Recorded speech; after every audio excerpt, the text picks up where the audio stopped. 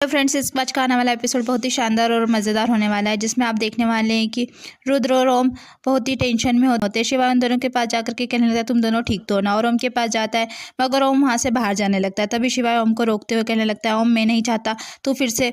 तभी ओम रुक करके मुस्कुराते हुए पीछे पलट करके शिवाय के पास आता है और उससे कहने लगता है नहीं शिवाय, इस बार मैं कमज़ोर नहीं पड़ूंगा, हाँ नहीं मानूंगा, क्योंकि आज जो मेरी माँ के साथ हुआ है ना उसका असली जिम्मेदार मैं हूँ। मुझे अपनी माँ का सहारा बनना चाहिए था और मैं तो खुद ही कमज़ोर पड़ गया।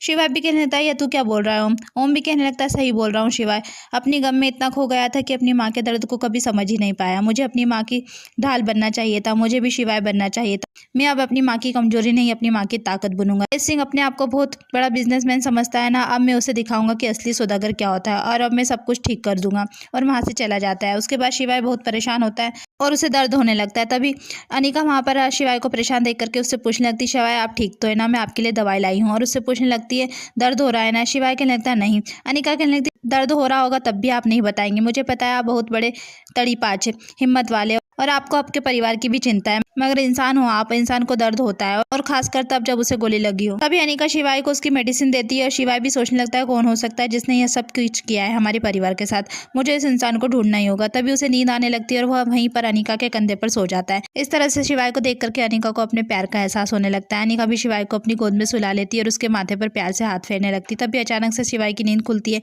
शिवाय कहने लगता है तुमने मुझे उठाया क्यों नहीं अनिका, पता नहीं मेरी आंख कैसे लग गई। अनिका कहने लगती शिवाय आप सो जाइए, आपको आराम की जरूरत है। तभी शिवाय कहने लगता नहीं मुझे उस इंसान को ढूंढना ही होगा अनिका जिसने यह सब किया है।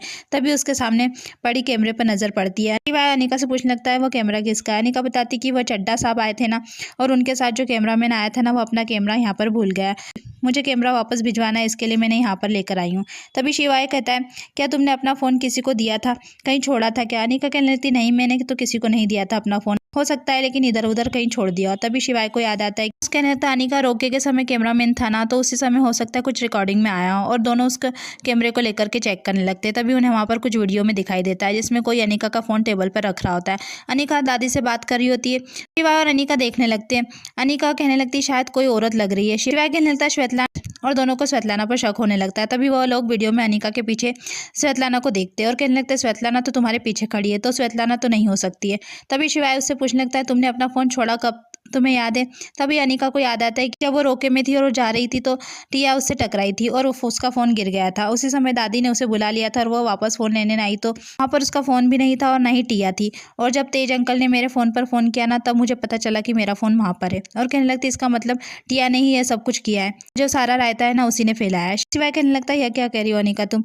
अनिका भी उसे कहने लगती वो बहुत चुपड़ी है। तभी शिवाय कहने लगता है एक मिनट, अब तक तो हम सोच रहे थे कि यह सब श्वेता ने किया है, मगर वह ऐसा क्यों करेगी। इनफैक्ट वो तो बड़े पापा के साथ गुडविल के कारण रहना चाहेगी ना, तो वो वैसा नहीं कर सकती। अनिका कहने लगती शिवाय फिर बची टिया।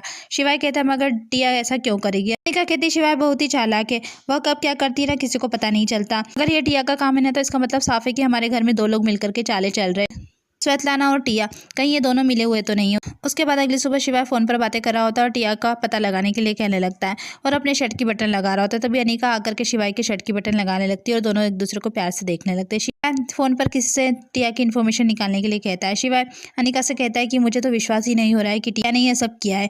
तभी अनिका कहने लगती कि आपने उसका क्योंकि वह रूप नहीं देखा है ना शिवाय, मुझे पता है वह एक नंबर की चालू लड़की है। तभी बाहर से रुद्र की आवाज़ आने लगती है। अनिका शिवाय से कहने लगती है मैं जाकर के देखती हूँ। अनिका दौड़ी दौड़ी बाहर जाती है। रुद्र कहने लगता है जब मैंने यह ड्रेस का ऑर्डर दिया ही नहीं तो मैं क्यों लूँ। तभी अनिका वहाँ पर पहुँच करके पूछने लगती है क्या हुआ रुद्र अनिका को बताता है भाभी मेरा तो रोका भी नहीं हुआ तो मैं एंगेजमेंट की ड्रेस क्यों लूँ। तभी अनिका उस लड़की से पूछने लगती है ड्रेस किसने भेजी है। वो कहने लगती पता नहीं मैम, कोई ड्रेस लेकर आया था, उसने कहा कि इस घर से इस ड्रेस का ऑर्डर आया था।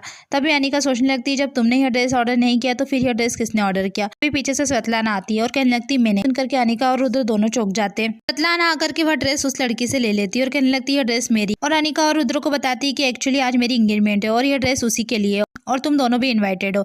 यह सुनकर के अनिका चौंक जाती है और दौड़ी दौड़ी शिवाय के पास जाती है। शिवाय फोन पर बिजी होता है। अनिका उससे आकर के कहने लगती शिवाय रायता फैल गया, मगर शिवाय अभी भी फोन पर बिजी होता है। अनिका उसका फोन छीन करके फेंक देती है। शिवाय देख करके चौंक जाता है और कहने लगता है पागल हो गई हो क्या, आज तक किसी की हिम्मत नहीं हुई कि मेरा फोन छीन करके मेरे सामने फेंक दे। तभी अनिका कहने लगती चुप करेंगे आप, कब से कह रही हूँ कि रायता फैल गया पर मेरी आप बात सुनते ही नहीं है, कितनी बड़ी गड़बड़ हो गई है। तभी शिवाय कहने लगता है हाँ गड़बड़ तो हो गई है, मेरा फोन जो फेंक गया। अनिका कहने लगती है शिवाय आप फोन के सिवाय और कोई बात करेंगे। बताने लगती है कि श्वेतलाना की एंगेजमेंट है। यह सुनकर के शिवाय चौंक जाता है और कहने लगता है इसका मतलब बड़े पापा, और नीचे जाकर के सबसे ओम के बारे में पूछने लगता है और कहने लगता है जल्दी से ओम को फ़ोन करो। और शक्ति से भी पूछने लगता है क्या पापा आपको पता है कि बड़े पापा कहाँ हैं। शक्ति कहने लगता है वह तो सुबह सुबह ऑफिस के लिए निकल गया था। शिवाय रुद्र को ओम को फ़ोन लगाने के लिए कहता है मगर उसका फ़ोन नहीं लग रहा होता। तब भी रुद्र फ़ोन लगाते लगाते सौम्या से टकरा जाता है।